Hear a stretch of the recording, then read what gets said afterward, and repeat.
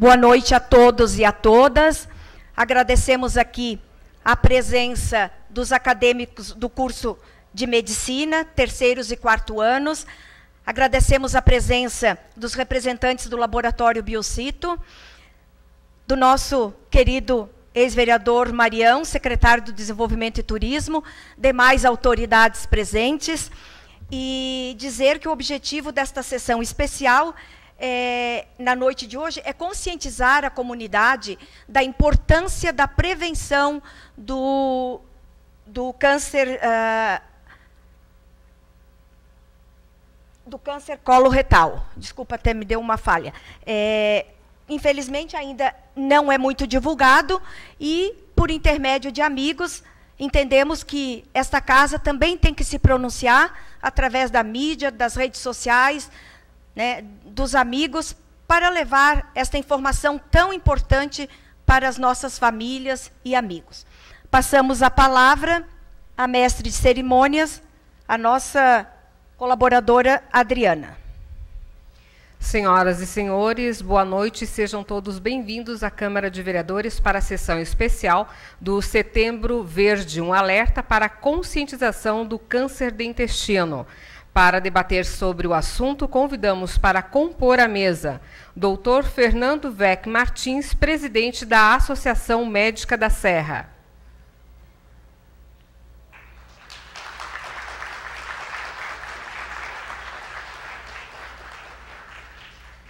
Senhora Camila Bassim, gerente da Regional de Saúde.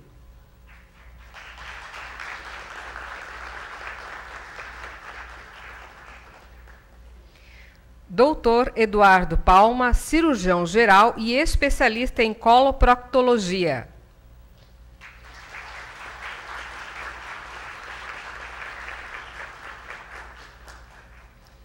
Senhor Fábio Lage, diretor do Hospital Nossa Senhora dos Prazeres.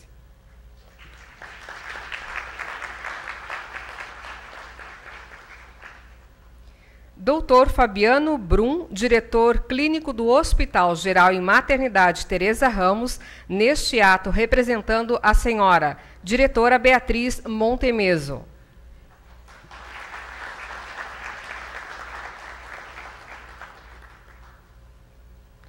Doutor Décio Ribeiro, médico dermatologista, ex-prefeito de Lages e representante dos pacientes acometidos pela doença.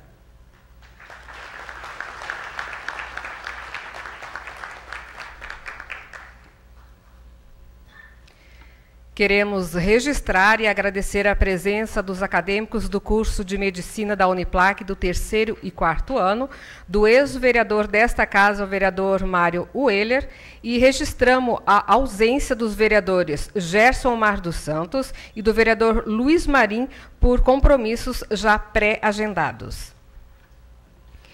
Neste momento, convidamos a vereadora Aida Ofer para fazer uso da palavra.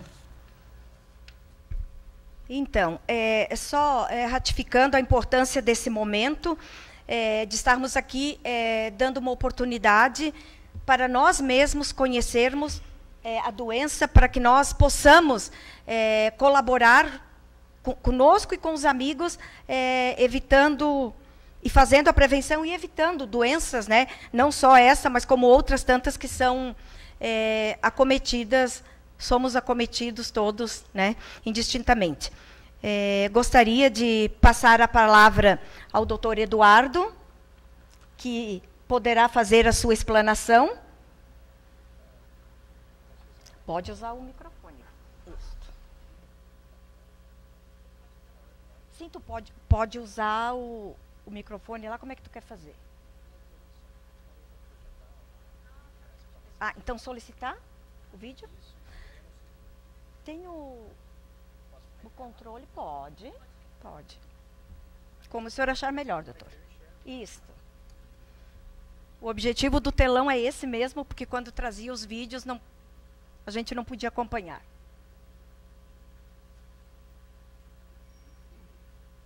Alô? Alô?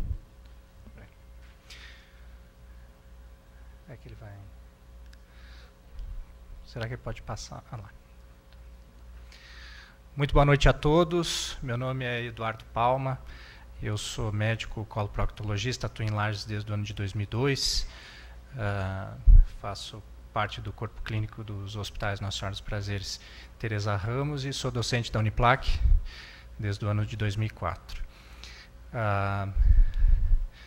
Eu sou diretor técnico da Clinicolum e sou membro também da Sociedade Brasileira e Catarinense de Coloproctologia, da qual tenho a honra de ser membro fundador.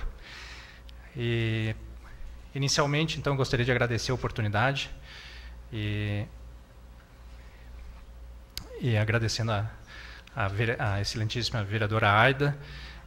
Em seu nome, gostaria de cumprimentar todos os presentes da casa e da mesa. Indistintamente, cada um de vocês que aqui estão sentados nos honram muito com a sua presença num assunto que para nós é tão importante. Gostaria de trazer então algumas coisas para vocês a partir do que é o câncer de intestino, da importância que ele tem nos dias atuais na nossa sociedade e para que isso possa servir de uma sementinha para que no futuro nós tenhamos um futuro melhor para as pessoas que possam no futuro vir a ser acometidas por isso.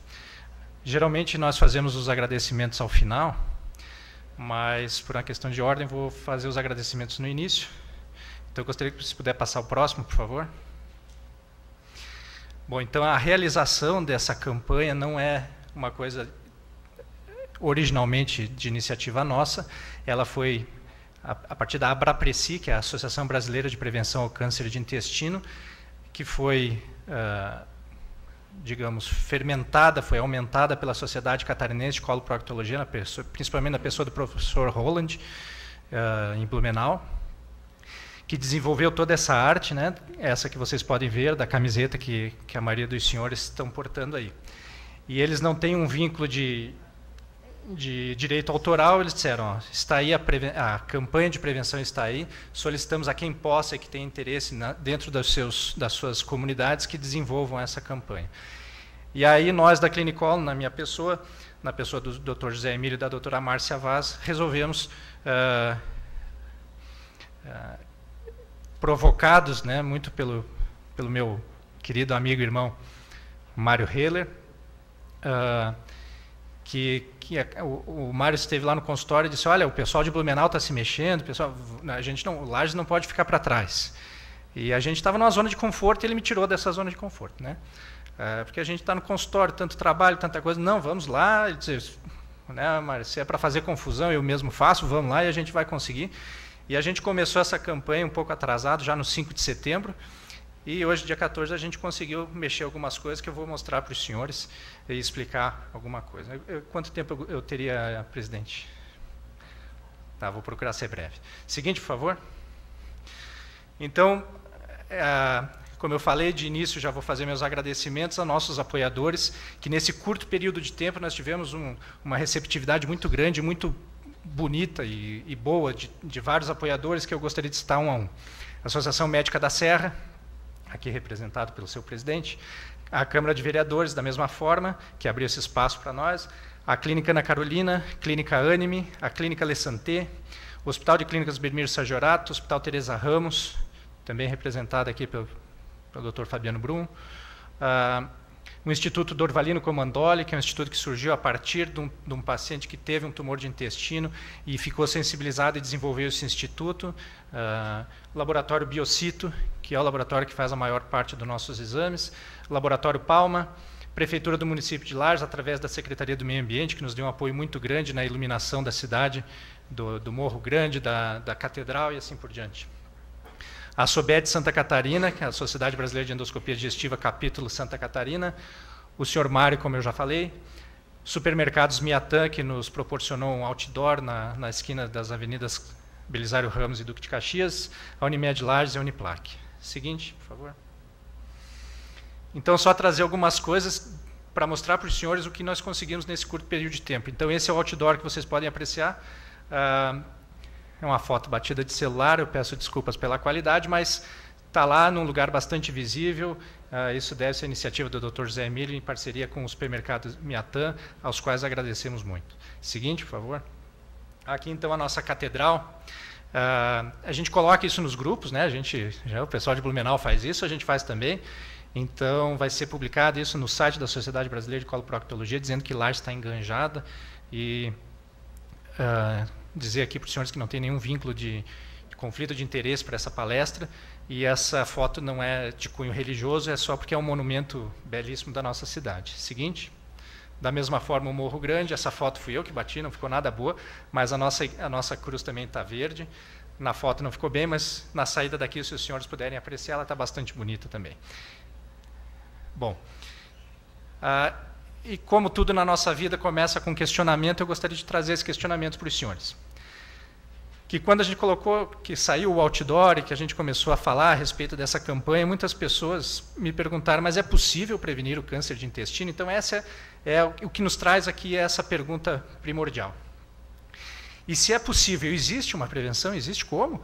É necessário que exista? Vejam bem, uma doença extremamente rara, que vamos dizer, 1 a cada 1 milhão de habitantes, você precisa fazer uma campanha preventiva? Obviamente que não.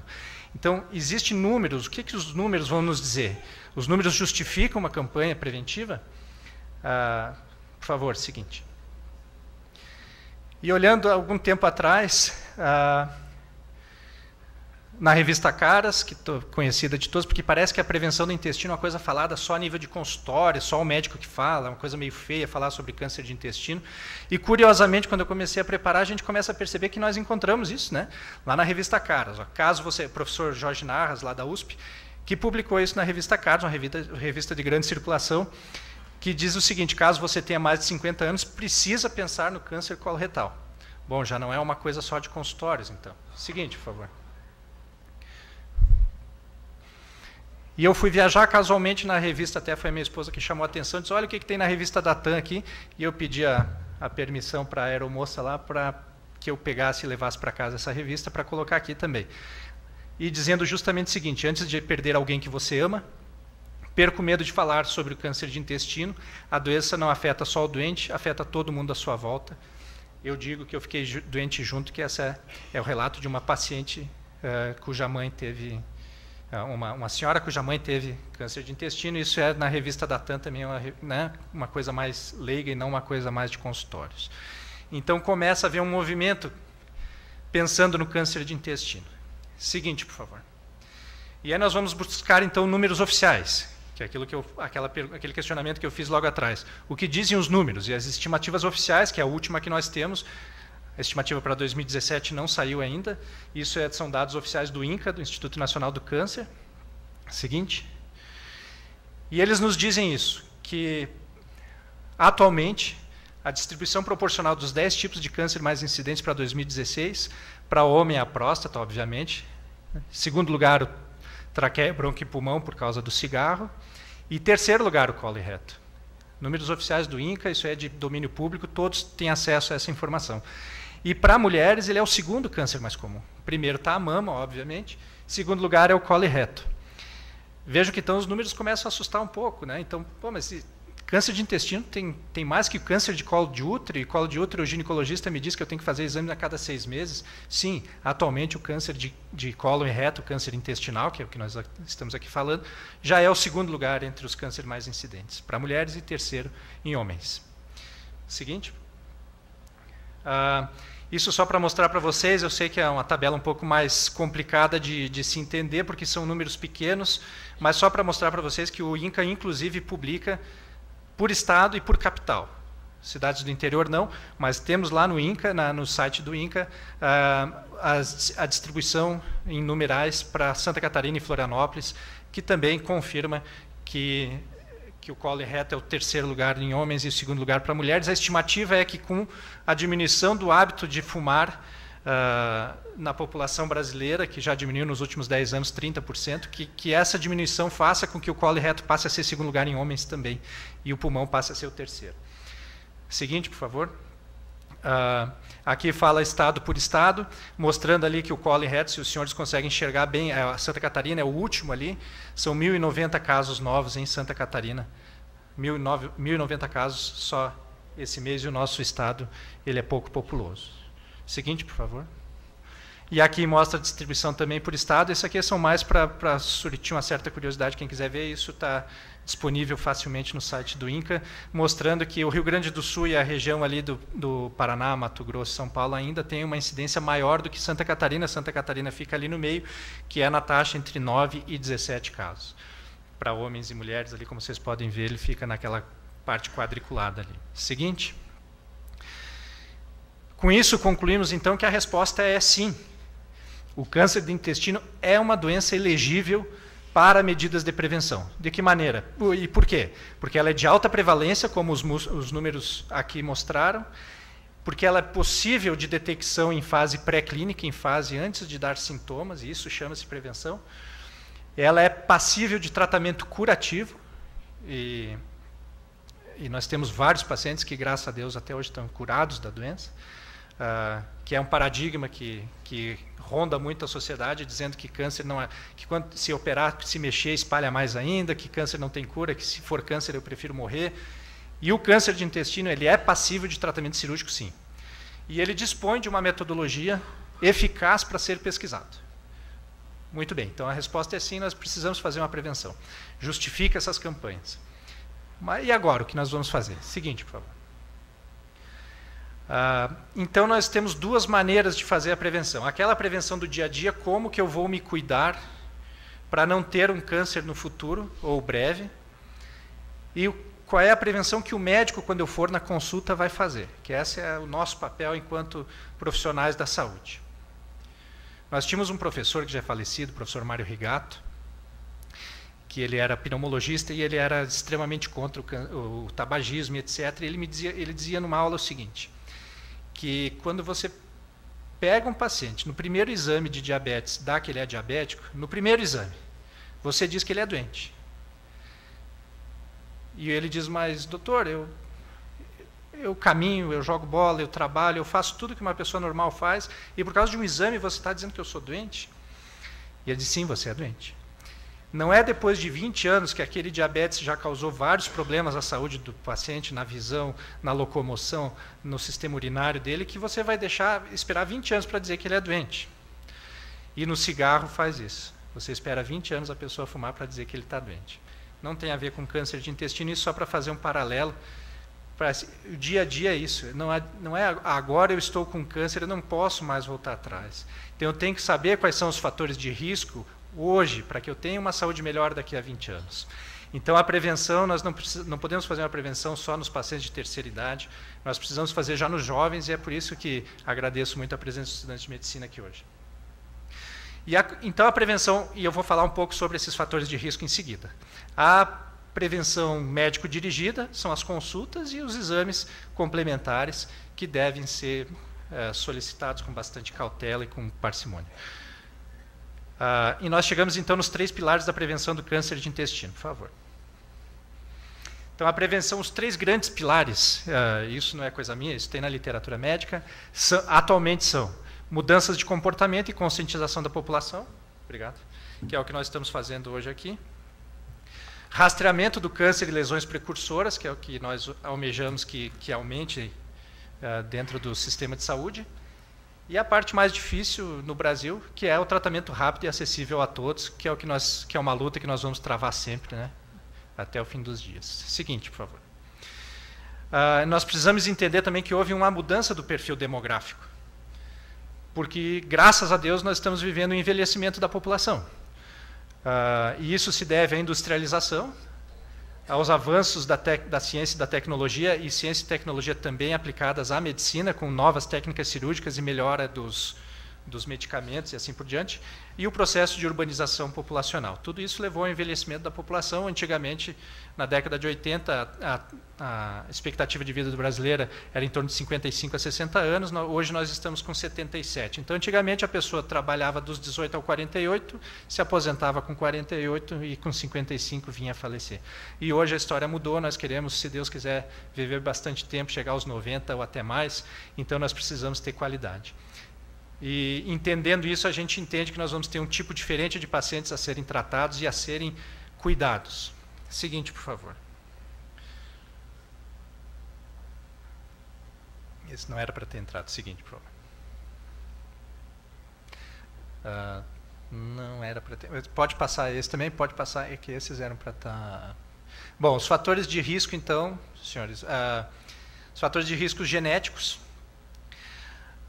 história familiar, síndromes hereditárias. É claro, se você vem de uma família com várias pessoas com câncer, não é uma promessa que você vai desenvolver um câncer, mas a chance de você ter é maior do que aquela pessoa que vem de uma família de diabéticos, de uma família de pessoas que tiveram infarto. Então, você conhecer o seu histórico familiar é importante, e quando o paciente chega para nós dizendo que ele foi adotado, que ele não conhece o seu histórico familiar, a gente assume que ele é uma pessoa que vem de uma família de risco, porque a gente não tem como saber. Fatores dietéticos, principalmente para câncer de intestino, carnes vermelhas. O Instituto Nacional do Câncer, ele publica que, principalmente, que o ideal seria comer o máximo de 300 gramas de carne por dia, por semana, perdão, e carne mal passada. Quanto mais queimada essa carne seja, principalmente se for na brasa, na fumaça, mais aminas heterocíclicas ela libera, mais elementos cancerígenos ela libera. Então, né, a gente deve comer carne mal passada. Eu não como carne mal passada, mas é o certo. Carnes industrializadas, isso quando foi publicado nos Estados Unidos, criou um problema muito sério na população americana. Salames e cheeseburger, essas carnes industrializadas têm um fator também. As gorduras ingeridas, o álcool, dieta pobre em cálcio, pobre em fibras. As questões, o fator de riscos comportamentais, que já citamos também, tabagismo, estresse, sedentarismo. A gordura corporal, não só a gordura ingerida, mas pacientes obesos é um fator de risco. Geralmente a gente pensa que o paciente com câncer é um paciente magro, e no câncer de intestino isso não é o que acontece. Nós temos vários pacientes bem gordinhos que têm tumor. A constipação, o intestino preso, e as doenças inflamatórias intestinais, a retocolite ulcerativa e doença de Crohn, que são coisas mais específicas. Seguinte, por favor. E a prevenção médica dirigida, então, ela passa pela consulta médica, entrevista bem conduzida, que o médico precisa identificar os fatores de risco desse paciente. O paciente não é obrigado a contar tudo para o médico tem a obrigação de fazer as perguntas certas, o histórico familiar desse paciente e orientar esse paciente com relação às mudanças comportamentais e dietéticas que ele deve fazer ao longo da sua vida. O toque retal, muitos pacientes não vão ao médico, porque o médico vai me fazer aquele exame do dedo e etc. E esse exame ele consegue detectar até 75% dos tumores de reto, então ele é um exame extremamente importante. Tem um livro, texto de cirurgia, que os nossos alunos da medicina estudam lá, que chama-se o Sebisto, que é um livro texto de medicina, um tratado de medicina de cirurgia, que ele diz que existem duas razões para o médico não fazer toque retal no paciente. É o médico não ter dedos e o paciente não ter o ânus. Fora isso, todos os pacientes devem ser feito toque retal. Isso está no livro, não são palavras minhas também. E uma criteriosa solicitação e interpretação de exames complementares. Por favor, seguinte.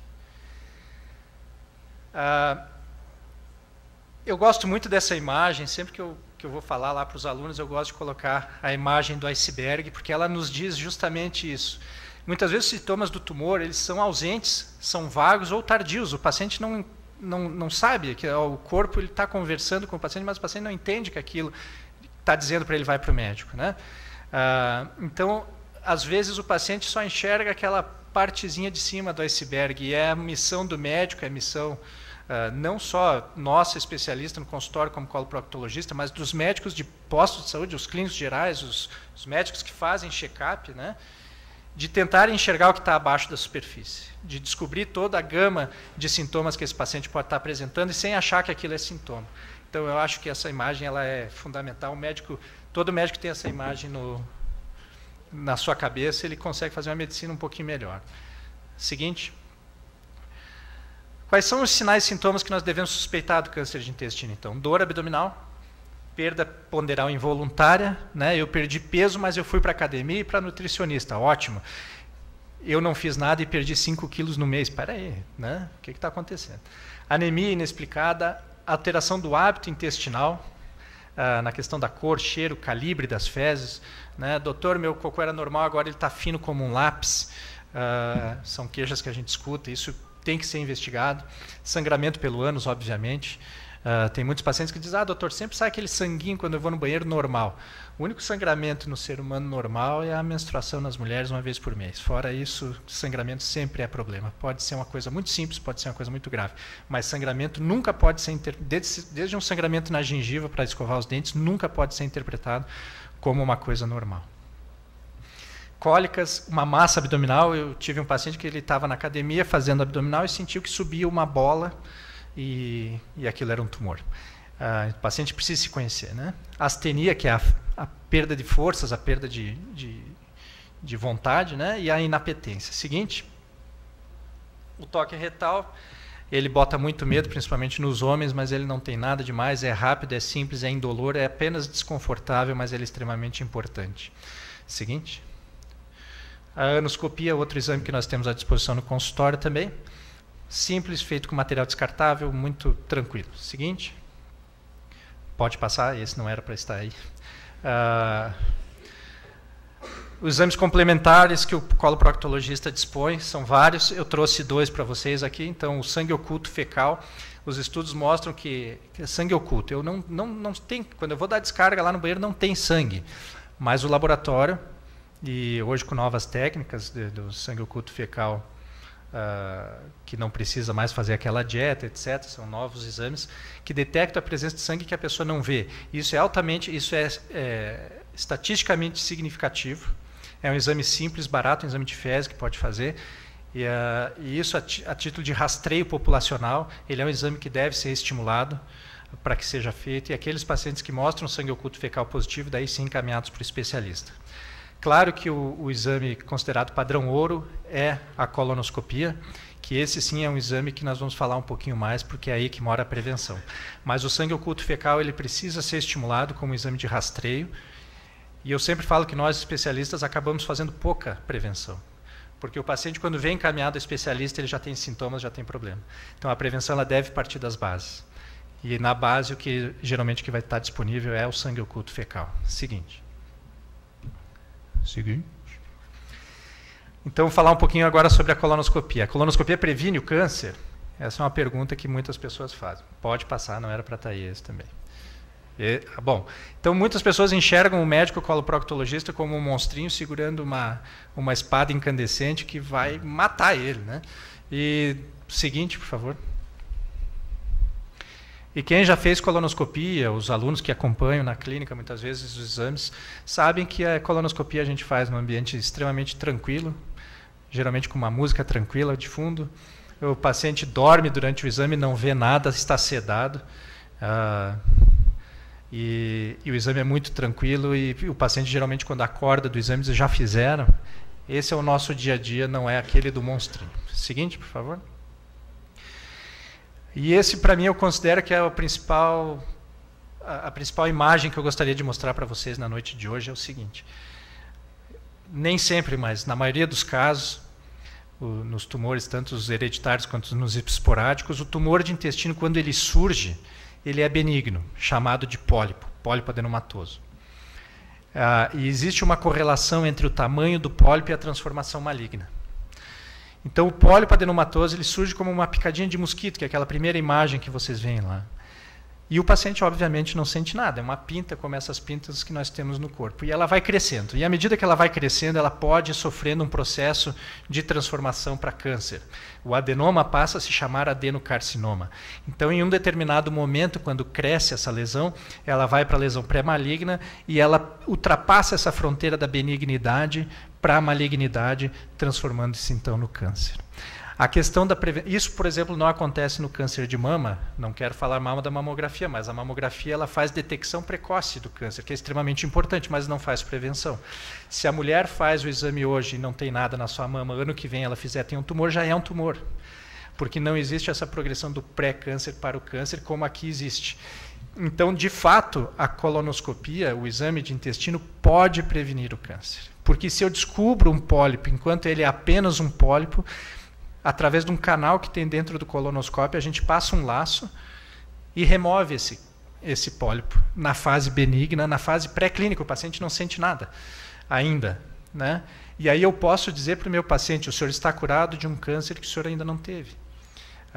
mas teria em breve. Isso é muito gostoso para nós, né? Nós somos cirurgiões por excelência, por formação, nós somos cirurgiões, gostamos de operar, infelizmente operamos bastante câncer, e muito bom quando a gente opera um paciente com câncer, ele evolui bem, mas muito melhor é poder dizer para o paciente, você não vai ter um câncer, você estava na estrada do câncer e agora não está mais. Isso para nós é uma coisa muito gratificante. Seguinte. Então, esse é o exame. Eu sempre falo para os pacientes que a colonoscopia é como colocar uma lanterna para enxergar a garganta. A gente enxerga aquela coisinha cor-de-rosa que brilha, que dá para ver os vasinhos sanguíneos. Então, essa é uma foto de uma colonoscopia normal, colonoscopia do nosso acervo da nossa clínica. Seguinte. Pode passar, essa não era para estar aí. Eu peço desculpas que vários eu tinha cancelado, não era para apresentar. Pode ir passando. Essa aí, por favor. Então, ali vocês veem que tem um pólipo pequeno, né? Aquilo é como se fosse uma caverna por onde o cocô vai passar, certo? Aquele pólipozinho, aquela lesão pequenininha ali, o tamanho de uma ervilha menor até, o paciente não sente absolutamente nada, o cocô passa batido por ali. Muitas vezes o cocô arranha naquilo ali e vai sair um pouquinho de sangue nas fezes que a pessoa nem enxerga. Aí o laboratório vai ter condições de conseguir ver isso no sangue oculto, mas ele é um exame indireto, ele só diz, tem sangue nas fezes, não diz o que é nem de onde é. E na imagem de cá, esse pólipo já está laçado e está removido, então nós estamos mudando a história de vida desse paciente. Ele ia morrer de câncer, não vai mais. Seguinte. Essa aqui é uma síndrome, uma paciente nossa de 12 anos de idade, daí é uma síndrome hereditária que eu falei para vocês, que são incontáveis pólipos, chama-se polipose adenomatosa familiar, que essa tem uma progressão para câncer em 100% dos casos, e é uma síndrome que tem que ser removido todo o intestino grosso da paciente, e nós encaminhamos para um cirurgião pediátrico, é só para mostrar para vocês que são coisas que às vezes acontecem, e é paciente nossa aqui de Lages, de Otacílio Costa, mas às vezes parece que são coisas que só tem nos livros, só tem nos filmes, né, e nós temos isso em Lages também. Seguinte, por favor. Bom, esse já é um pólipo com degeneração maligna. Aqui nós já temos um carcinoma. Vejam, senhores, que tem aquela área branca afundada, né? Então esse é um pólipo que cresceu e agora já sofreu degeneração maligna, né? Seguinte. E esse é um câncer extremamente avançado. Vejam, senhores, que nem limpou o exame, é uma foto feia, tem fezes ainda ali. E, na verdade, o cocô só passa por aquele buraquinho que tem no meio, né? Então, esse é aquele paciente que eu falei aos senhores que o cocô parece um lápis, né?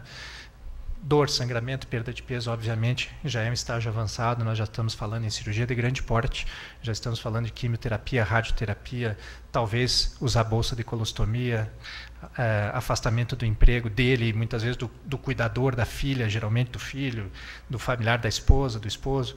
Então, geralmente, isso tem um impacto bastante significativo na sociedade. Essa é a progressão genética. Não vamos entrar em detalhes. Seguinte, por favor.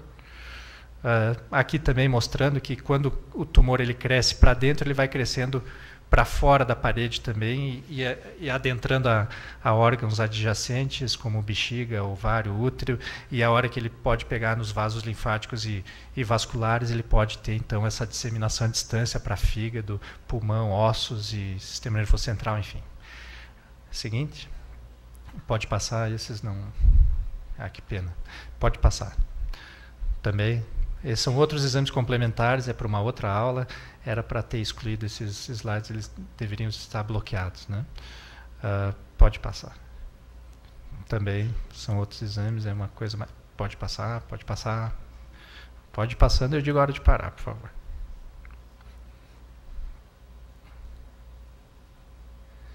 Bom, pode parar aí, por favor. Então, essa é uma imagem da anatomia do intestino.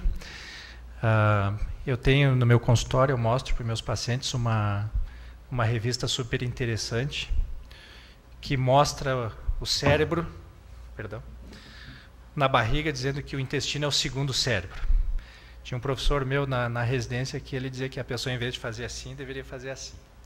As nossas emoções são sentidas no intestino. Nosso intestino tem uma importância extremamente grande no nosso humor. O intestino ele produz 95% da serotonina, que é o hormônio do humor. Então, eu trago essa imagem só para mostrar para vocês que eu particularmente acho o intestino muito belo, né? E as pessoas costumo olhar para o intestino como uma coisa feia que não se pode falar a respeito, só porque eu gosto dessa imagem. Seguinte, por favor. Essa é outra. Essa mostra os linfonodos, enfim, pode passar? Não, pode passar. Vai passando que eu falo a hora de parar de novo. Essa é uma imagem de cirurgia que não era. Essa aí pode passar também. E com isso eu termino. Por que nós fazemos prevenção? Por que a gente sai da nossa zona de conforto? Por que nós saímos do consultório e estamos aqui hoje? E, felizmente, com a presença dos senhores. Para que a gente fale de um câncer, de uma doença grave, mas não de uma forma triste. Fale do câncer pensando em como que nós podemos combater, como que nós podemos prolongar a vida. E então a gente precisa falar da doença para celebrar a vida. E essa última imagem é basicamente isso. E eu gostaria de deixar vocês com isso. Então, seguinte, por favor. Muito obrigado a todos.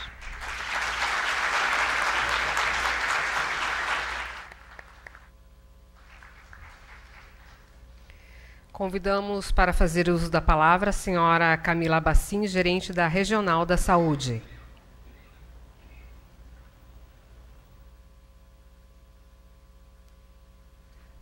Cumprimento a presidenta Aida e, em nome dela, as demais autoridades aqui presentes na mesa. Cumprimento a todos e gostaria de parabenizar o doutor Eduardo por essa iniciativa. Nós estamos há alguns anos falando de prevenção e, se não me falha a memória, talvez seja a primeira vez, se aproximando do Outubro Rosa e do Novembro Azul, que a gente valorize tanto um Setembro Verde. Doutor, não estou conseguindo vê-lo. E o que a nossa região tem a ver, né? O doutor trouxe evidências importantes aí, o INCA assinando com estudos aí bastante valorosos e chamando a atenção que Santa Catarina já aparece no cenário nacional se destacando. Se vocês lembrarem algumas falas do doutor, algo nos alerta com um sinal vermelho muito intenso, né? Nós estamos na região da Serra Catarinense, onde as pessoas adoram churrasco, e certamente elas comem mais de 300 gramas de carne por dia. Temos um consumo excessivo de sal, um consumo excessivo de carne, pouquíssimo consumo de fibra, né? Cada dia as pessoas comem menos verdura, elas comem menos frutas. Nós estamos enfrentando aí a transição demográfica, epidemiológica e nutricional, doutor. Acredito que nós temos mais crianças obesas hoje do que nós tínhamos há alguns anos atrás. Quando nós percebemos ali uma criança com diagnóstico aos 12 anos de um câncer de intestino, obviamente que tem toda a questão genética, hereditariedade, mas eu acho que cabe a nós, pais, pensarmos como está a característica nutricional do que é servido aos nossos filhos.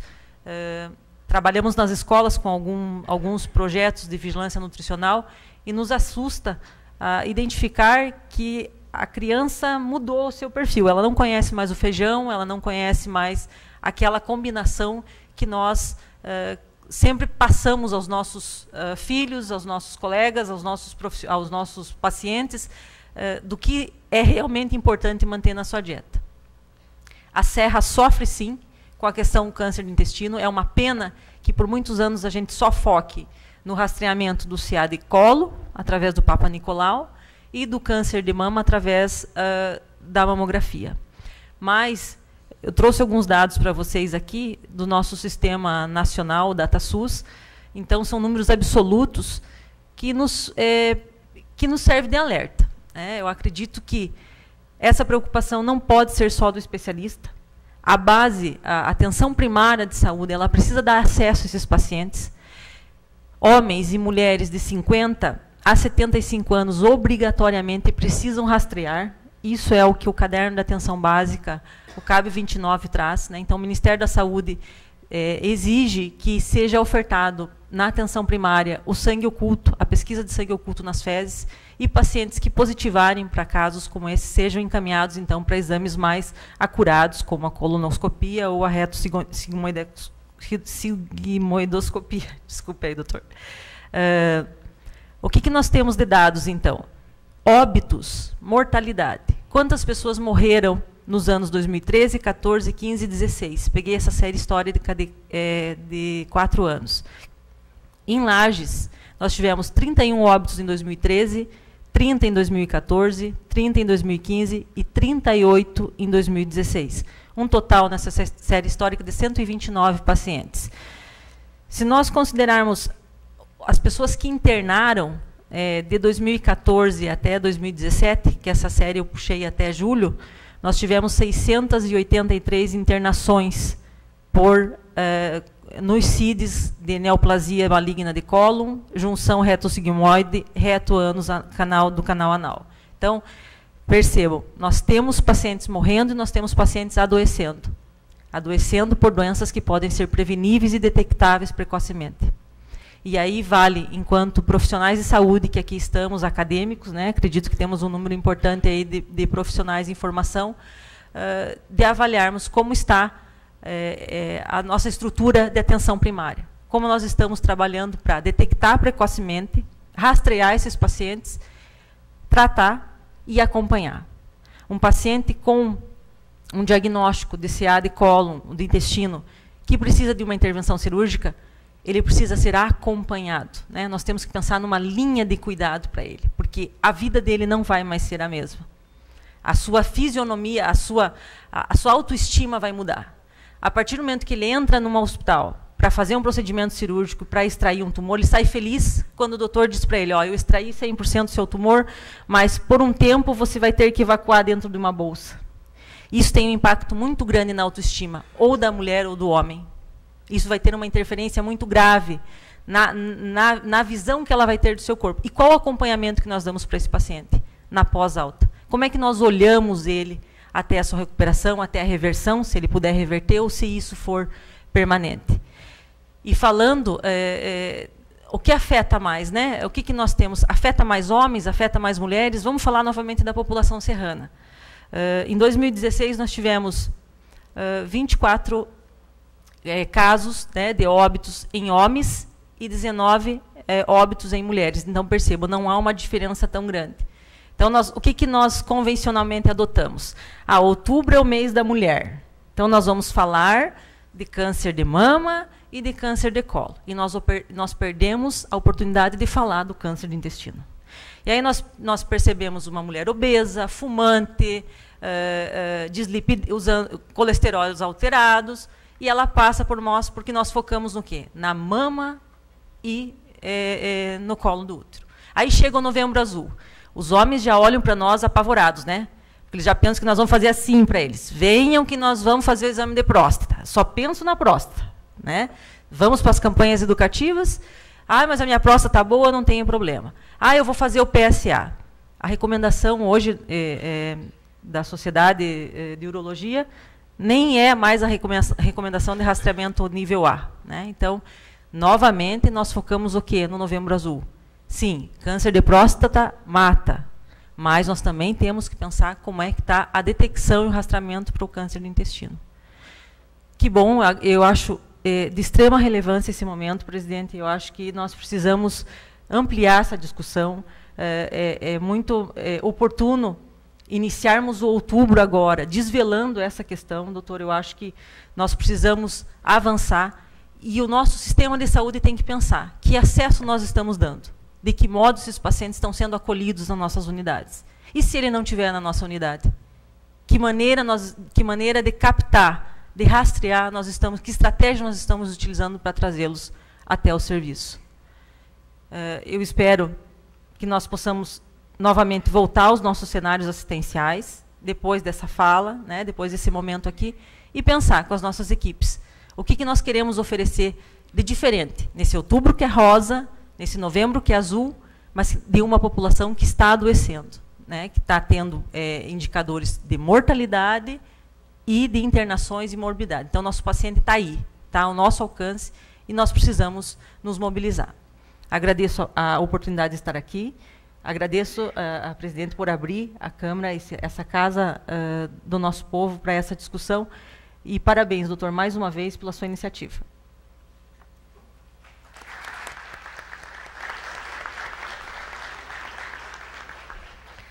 Fará uso da palavra o doutor Fernando Martins, presidente da Associação Médica da Serra.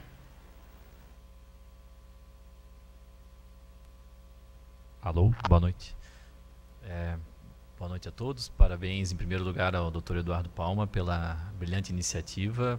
Parabéns à excelentíssima vereadora Aida pelo momento, é muito importante. Autoridades presentes, população em geral, estudantes de medicina, colegas médicos. Em especial, satisfação pela presença do Dr. Rodrigo Reis, nosso futuro presidente da Associação Médica da Serra, já eleito para o triênio 2018-2020. A Associação Médica ela tem a obrigação de estar presente nesses momentos, né, prestigiando os colegas que se dispõem a trabalhar junto à população, junto às autoridades, porque todos que estão aqui, eu tenho certeza que são novos palestrantes, né, Eduardo, da porta de casa para dentro, né, do seu ambiente de trabalho. Todos vocês são disseminadores da informação.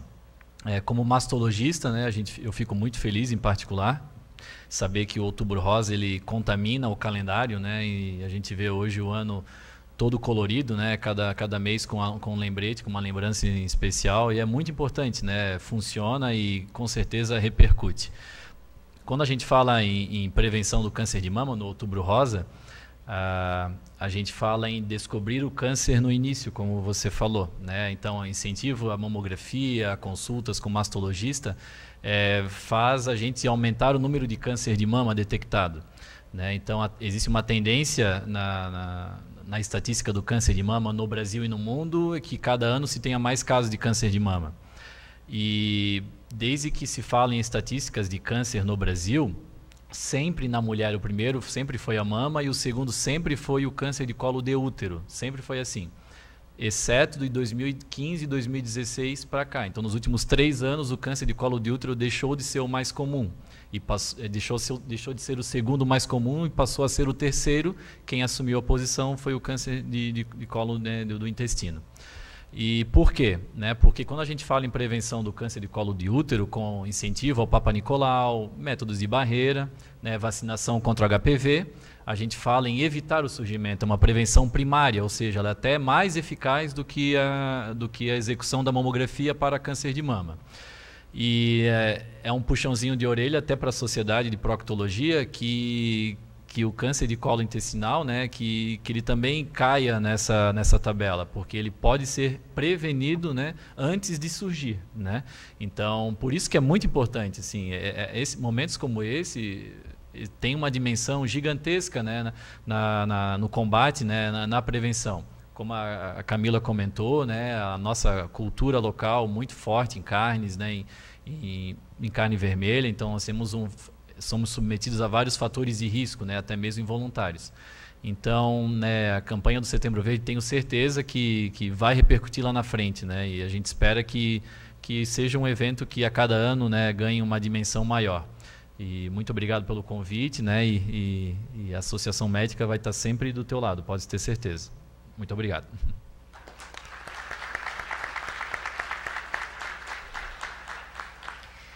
Convidamos para fazer uso da palavra o Dr. Décio Ribeiro, representante dos pacientes acometidos pela doença.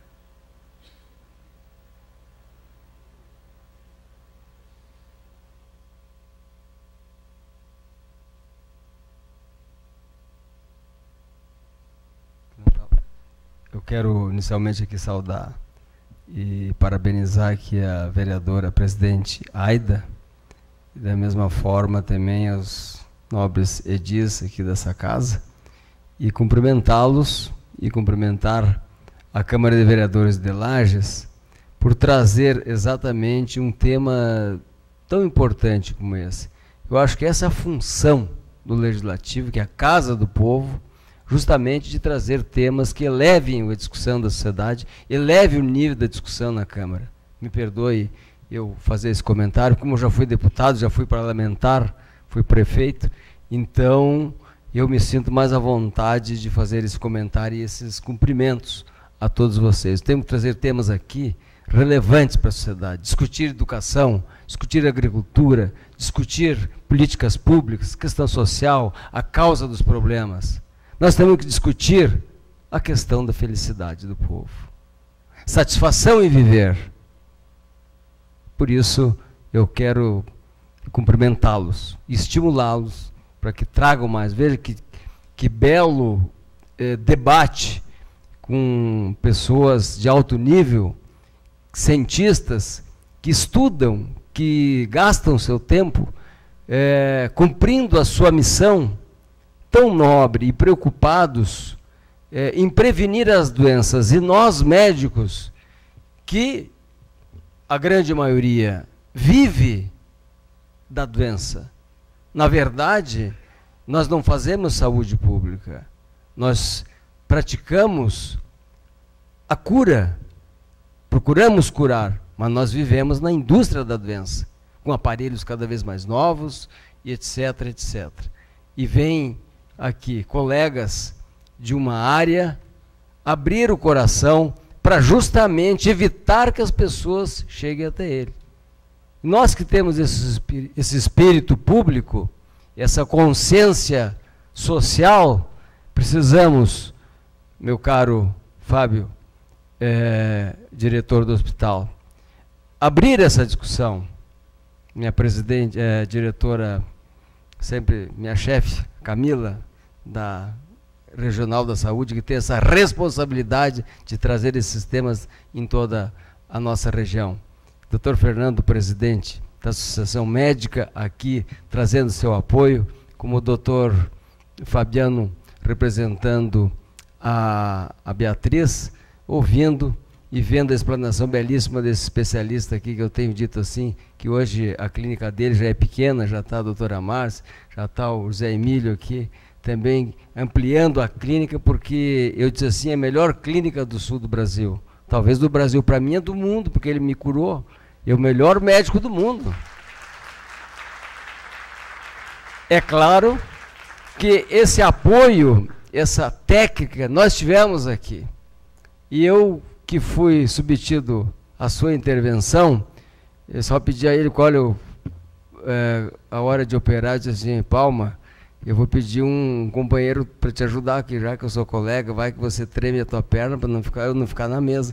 Eu digo, ajuda o Escopel, eles operamos junto. Então me operaram os dois. Eu, evidentemente, não posso deixar de fazer uma referência aqui, hoje não está a doutora Maitê, mas está o doutor Pedro, que leve o abraço. Então a gente se sente orgulhoso, feliz de poder ser médico, ter uma doença dessa e ser tratado aqui em Lages. Né? Nunca saí para fazer um exame, até alguns exames até poderia, mas não quis, porque eu confiei. Ele me perguntou, desse que operar onde? Você o que você opera, Paulo? Eu opero o intestino, então é com você mesmo, meu caro. Né? Então hoje eu estou aqui para poder compartilhar com vocês, para parabenizar esse assunto, porque eu sou um médico de pele, então eu estou acostumado. A pele ela tem suas vantagens e suas desvantagens, Palma. Porque todos os meus colegas médicos, a maioria tratam tudo interno. Então, ninguém dá palpite, porque quando é interno, você fala, não, está com problema de infarto, o paciente, os familiares, estão assustados. E daí, doutor, o que faz? E aí, está com a pneumonia, o pneumologista está com câncer no intestino, Deus. Então, agora quando é na pele, não, todo mundo dá o direito de... Os pacientes chegaram lá no consultório, já chega o doutor Gu, já foi consultado.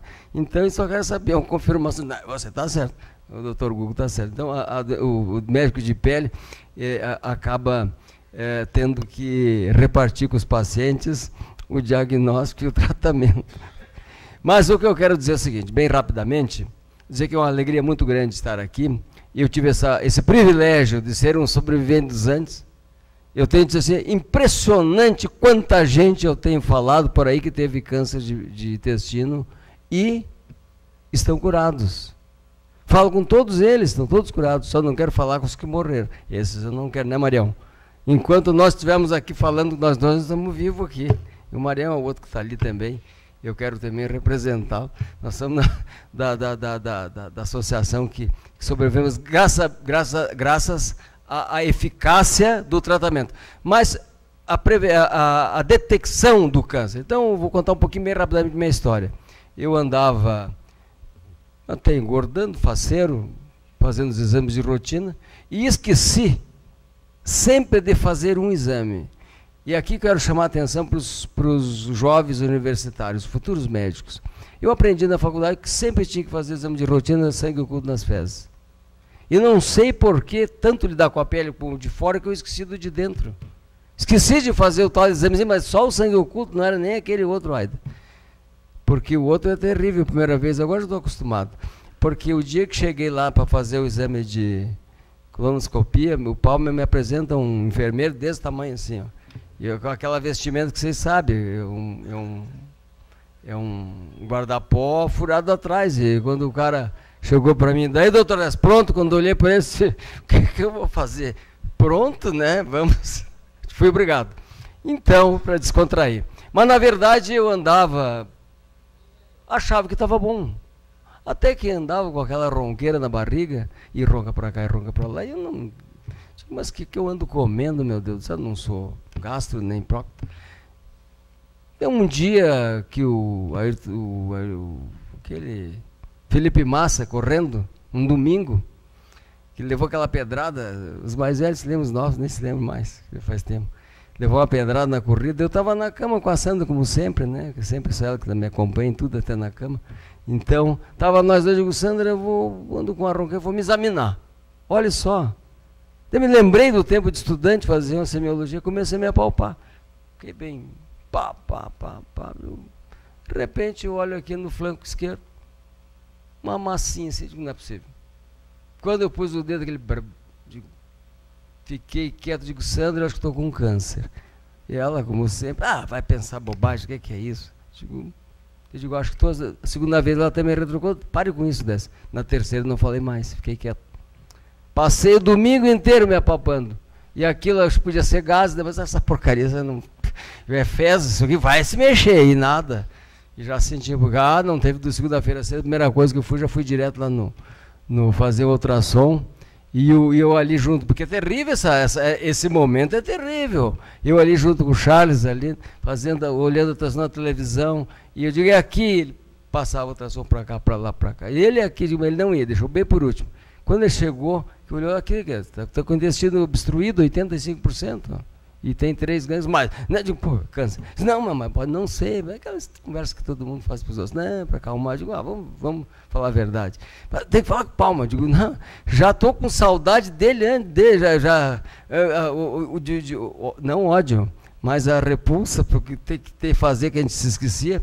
Passei a ter uma saudade imensa do Paulo. Digo, deu palma, eu queria operar na hora, já me liguei para ele, vamos operar aquela coisa. Então, aquele momento é terrível. Mas por uma distração, olha que eu sou médico. Esqueci do exame, eu fazia os exames de rotina, quase todos os que o Paulo mandava, mas esqueci desse examezinho pequeno que podia ser o início. Depois é lá no Zé Américo que diz, deve ter um sinalzinho, agora qualquer sinalzinho, não é sinal, né? É sinalzinho do sangue das fezes. Então, não é aquele outro sinal, é um sinalzinho de sangue, vamos repetir. Então, hoje eu estou fazendo exames de rotina, já faz 8 anos, eu estou quase com aqueles alcoólicos anônimos, faz 8 anos que estou, né, abstêmio.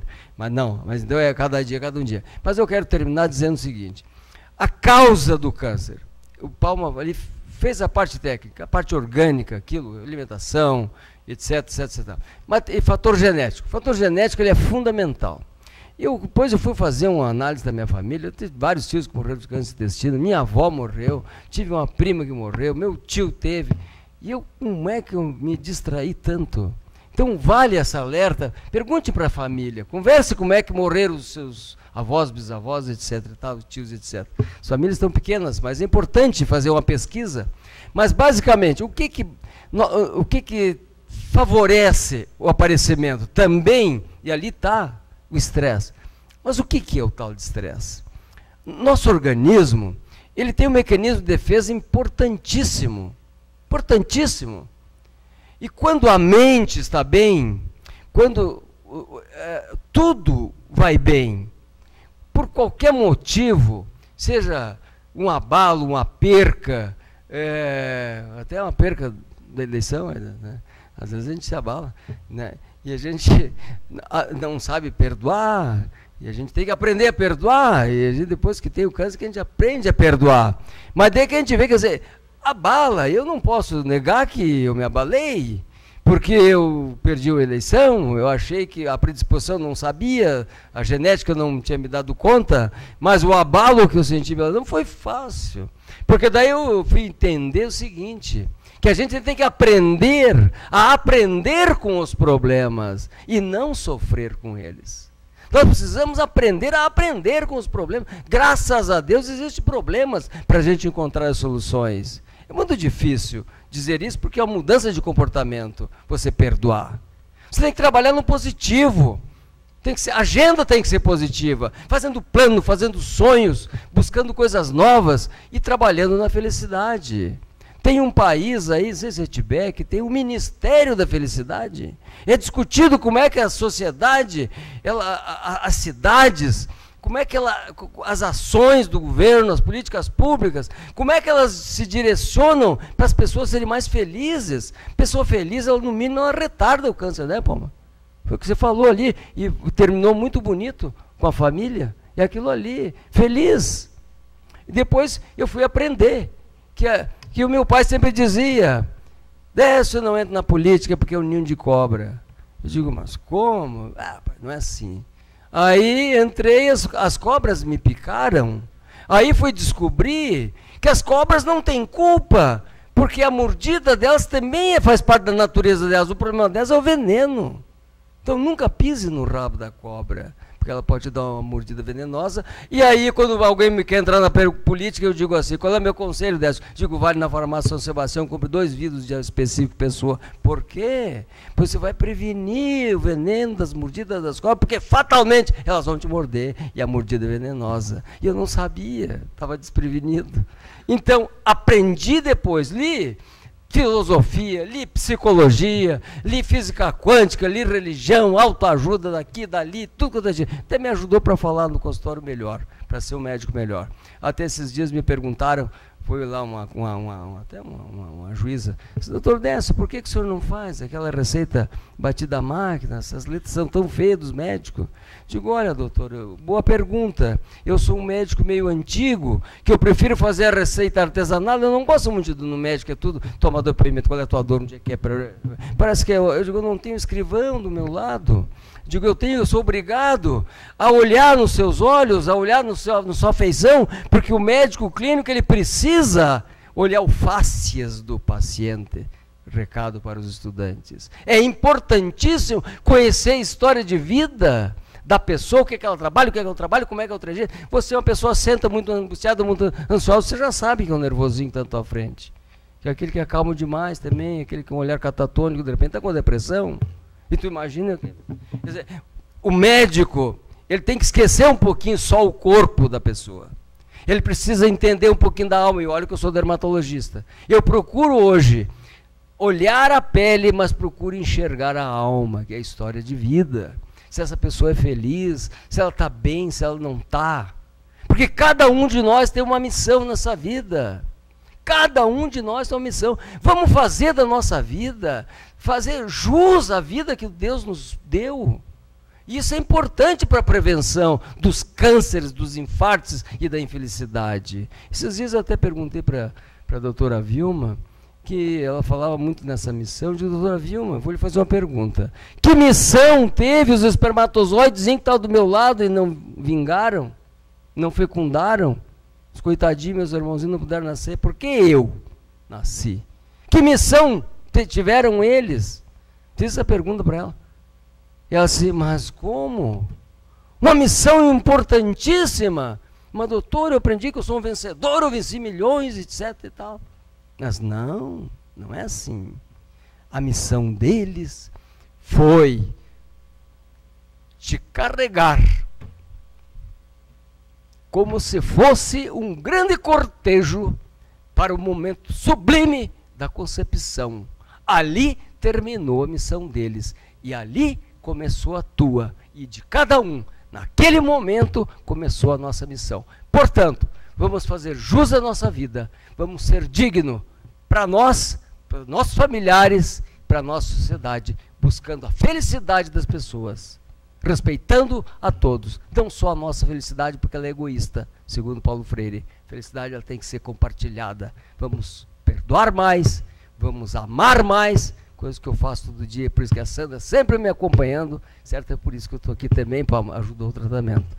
Todos os dias ela ali acorda sorrindo, como o passarinho que sempre canta mesmo depois de uma tempestade que vê seu ninho sucumbir, na manhã seguinte o passarinho volta a cantar, sem plateia, sem aplausos, porque a missão dele é cantar, como a da Sandra é sorrir comigo, e a de cada um de vocês é viver para vocês e para nós. Felicidades, muito obrigado, e com a prevenção do câncer de colo.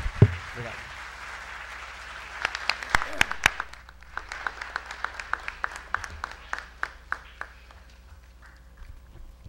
É difícil falar depois de ouvir, né, uma reflexão de vida. E quero aqui agradecer a belíssima fala também do Dr. Eduardo Palma, do Dr. Fernando e do Dr. Décio, que representa muito bem a nossa esperança, né?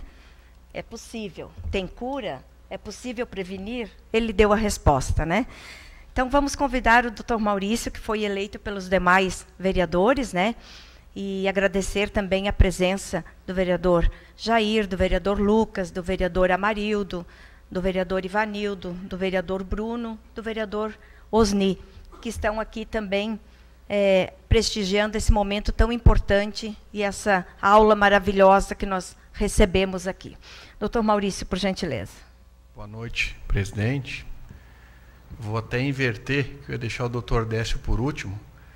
E aqui podem até dizer que é nepotismo, doutor Décio, que nós temos laços familiares bem próximos, né? Seu pai era sobrinho do meu avô, mas não é nepotismo, não é pelo lado familiar. Mas a aula de vida que o senhor deu para nós agora, quero deixar aqui em público, eu acho que eu já falei pessoalmente para o senhor o respeito e a admiração que eu sempre tive pela sua pessoa, e excluindo a parte familiar, e agradecer porque é um momento de reflexão para que todos nós, estudantes, acadêmicos, né, todos que estão aqui, reflitam nas suas palavras. E vou usar as imagens da Câmara para escutar novamente depois em casa, porque foi um momento desses 9 meses da Câmara, um dos que mais me marcou. Muito obrigado pela sua aula de vida.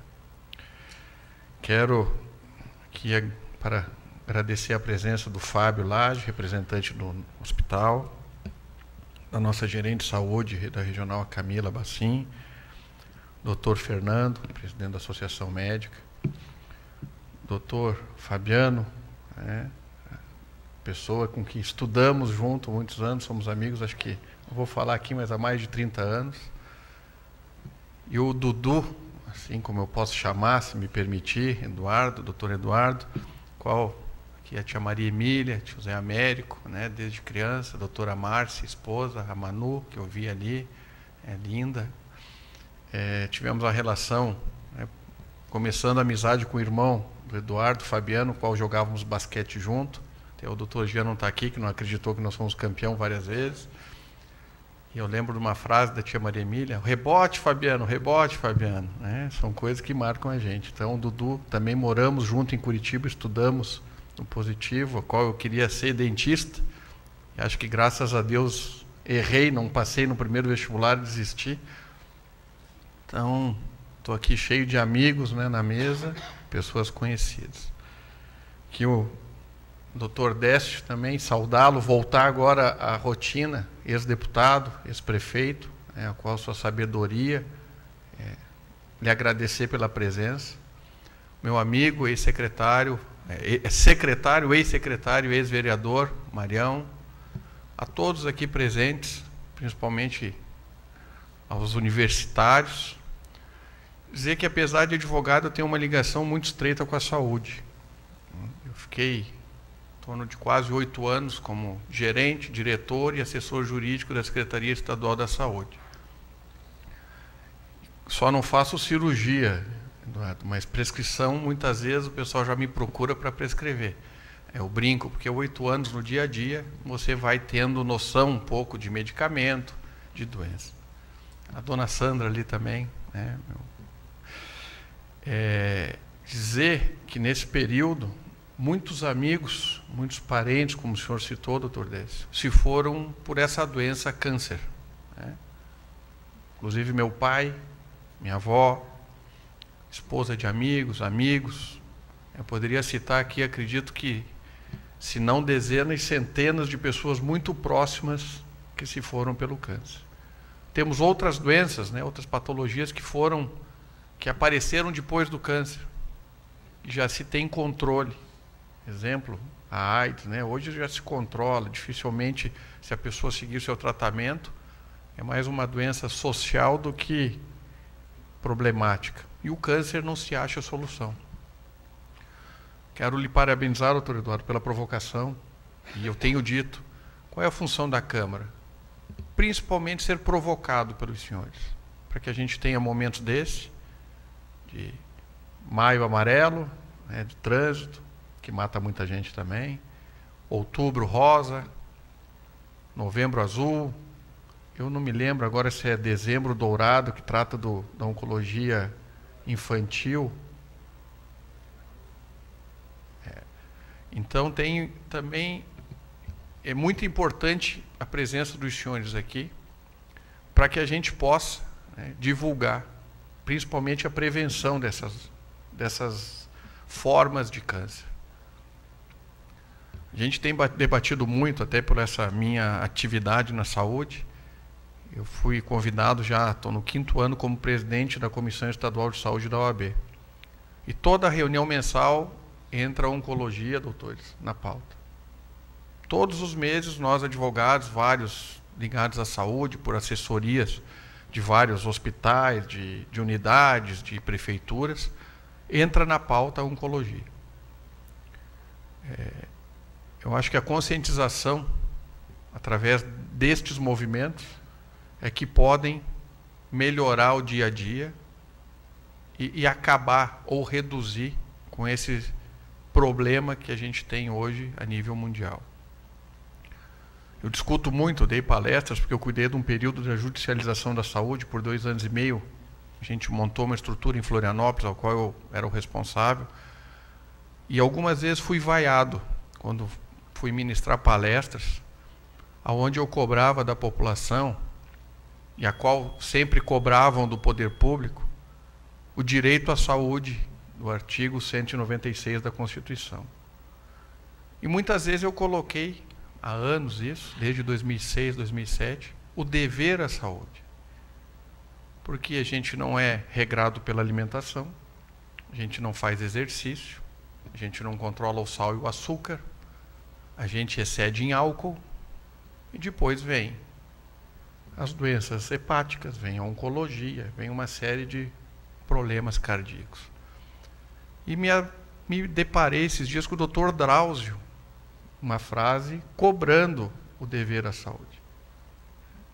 E hoje já se tem no meio jurídico, inclusive em algumas ações judiciais, exigindo que o paciente se submeta aos programas de tabagismo, de álcool, né, que o juiz determina. Eu te dou o remédio, mas você tem que estar atuando junto do grupo na sua comunidade. Então, agradecer a presença dos senhores, que eu sei que médicos, né, a própria Camila tem o dia a dia, o Fábio. Agradecer a disponibilidade dos senhores virem aqui trazer essa mensagem. Pedir para que os senhores venham mais aqui junto conosco, né, tirem um tempinho para que a gente possa fazer mais eventos. A Câmara está aberta, né, os senhores vereadores, quero agradecer que os colegas que me nomearam aqui pediram para que a gente não se alongue muito, para que todos falassem, que falassem só um. E dizer para os senhores acadêmicos, que eu sempre, quem trabalha comigo, eu digo o seguinte: quando alguém entrar no consultório, ou na unidade de saúde, ou no hospital, imaginem que é o seu pai, a sua mãe, ou o seu filho que está entrando. Eu conheço o doutor Eduardo, né, conheço o doutor Fabiano, o doutor Décio, o doutor Fernando, ainda não temos assim uma proximidade. Essa é a mensagem que eu posso dizer: atendam bem quem precisa ser atendido. E agora, para descontrair um pouquinho e terminar, senhora presidente, eu descobri por que Eduardo, tia Maria Emília, não me convidou mais para o churrasco, é para preservar a minha saúde, deve ter sido isso, né? Eu não fui mais convidado, acredito, carne queimada, né, Márcia? Então, acredito, para preservar a minha saúde e da família, acho que foi por isso que ele não fez mais e não nos convidou, ficou vermelho, mas é brincadeira. Muito obrigado, sintam-se, né, com as casas, as portas nossas aqui da Câmara abertas, e o que depender, acredito que não só de mim, de todos os colegas, da presidência, estamos disponíveis e vamos arregaçar as mangas e trabalhar para melhorar essa condição do dia a dia das pessoas e da nossa saúde. Obrigado, boa noite, senhor presidente.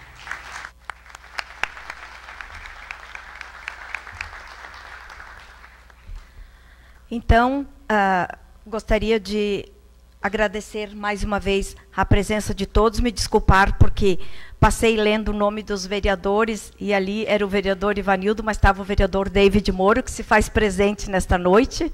Que bom que a gente erra, que pode acertar, né? Que bom.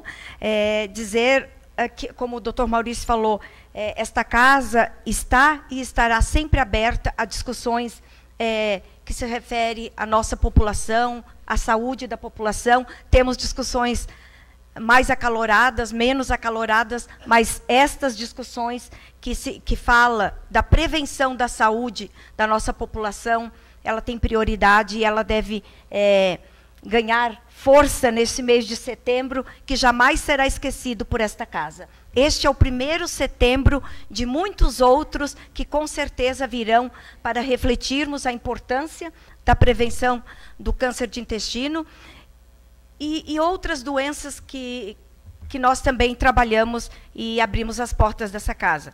Doutor Décio, dizer que é sempre muito bom também ouvi-lo, né? Sempre é uma esperança para todos nós, e as suas palavras, geralmente, normalmente eu sou sua paciente, sei, e a minha filha diz sempre assim, ai mãe, eu não quero ir contigo lá no doutor Décio, porque ele só fala com você. E ele conta as histórias bonitas e tem uma lição bonita de vida, doutor Décio. Parabéns, parabéns, doutor Fábio, obrigada também por estar aqui colaborando, obrigada Camila, obrigada ao doutor Fernando, doutor Palma, pela excelente aula também, que nos deixa aí essa grande reflexão, e o doutor Fábio também, o Fábio também que comparece, Fabiano, na noite de hoje. Quero agradecer a presença de todos os médicos da saúde, né, da alma, agradecer o nosso amigo Marião, que sempre companheiro, sempre vereador desta casa, grande guerreiro, agradecer a presença de todos os estudantes, familiares, autoridades presentes e, com certeza, volto a repetir, é a primeira sessão verde de muitas outras que terão. Obrigada pela presença de todos e que a gente saia daqui com o dever de multiplicar essas orientações que recebemos na noite de hoje. Obrigada, e esta casa agradece. Boa noite a todos e a todas.